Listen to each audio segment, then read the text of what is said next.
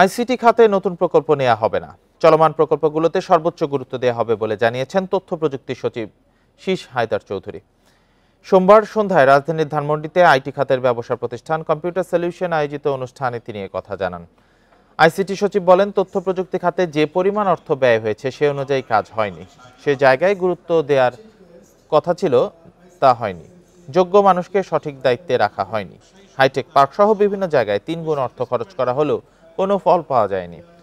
এ2আইয়ের মতো সম্ভাবনাময় প্রকল্পকে প্রশ্নবিদ্ধ করা হয়েছে বলে জানান সচিব। বলেন, প্রকৃত সেবাদাতাদের কাছ থেকে বিরত রাখা হয়েছিল, তাই অন্তর্বর্তী সরকার নতুন প্রকল্প হাতে না নিয়ে চলমান প্রকল্পে অগ্রাধিকার দেবে। এ সময় প্রযুক্তি খাতকে এগিয়ে নিতে নানা সম্ভাবনার কথা বলেন সংশ্লিষ্টরা।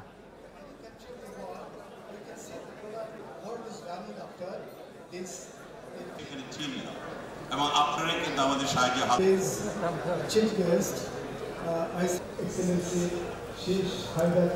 ব্যবসায়ী সম্প্রদায় অথবা